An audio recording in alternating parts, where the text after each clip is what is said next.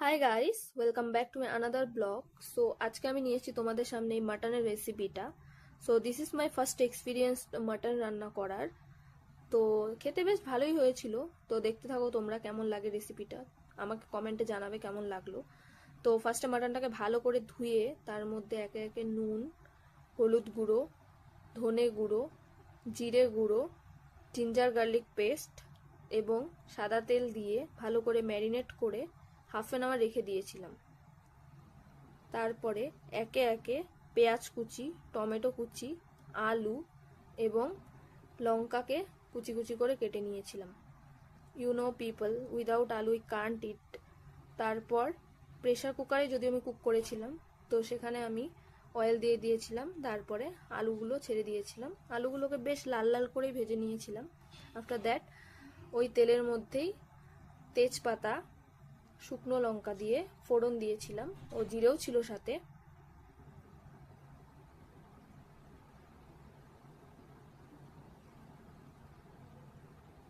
দেখতেই পাচ্ছ শুকনো লঙ্কাটা হালকা লাল হয়ে এলে তারপরে সেখানে আমি একে একে পেঁয়াজ কুচি, লঙ্কা কুচিগুলোকে দিয়ে দিচ্ছিলাম।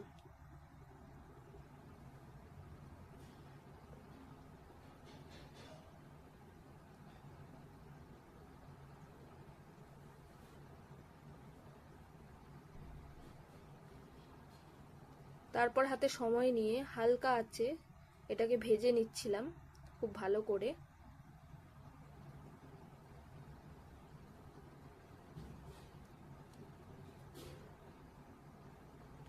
ভাজা হয়ে গেলে তার মধ্যে মাটনটা ঢেলে দিলাম। মাটনটার মধ্যে অ্যাকচুয়ালি চর্বি বেশি ছিল, সো দ্যাট মাচ চর্বি আই ডোন্ট লাইক অ্যাকচুয়ালি, তাই আমি একটু খেয়েছিলাম। তারপর আলুগুলো দিয়ে দিয়েছিলাম, জাস্ট কষাচ্ছিলাম।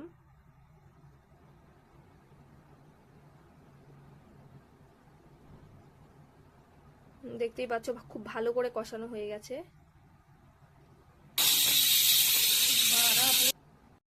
এই তো মাটন হয়েও গেছিল, টকবক করে ফুটছে, তো নামিয়ে নিয়েছিলাম এরপরে। তারপর এই তো আমার রাতের ডিনার, চর্বির পকোড়া ছিল, হোয়াইট রাইস, আর সাথে ছিল মাটন কষা গরম গরম। তো আমি নিয়ে নিয়েছি। আলুটা এতটা নরম হয়েছিল গাইস, জাস্ট খুলে হাতে চলে আসছিল। এই ছিল আমার আজকের ব্লগ। সো যদি রেসিপিটা তোমাদের ভালো লাগে তো like, comment, share and subscribe করে দেবে আমার চ্যানেলটাকে। আর আপনারা যদি এরকমই ব্লগ দেখতে চান তো আমাকে কমেন্টে জানিয়ে দিবেন। দেখা হচ্ছে আবার নেক্সট ব্লগ।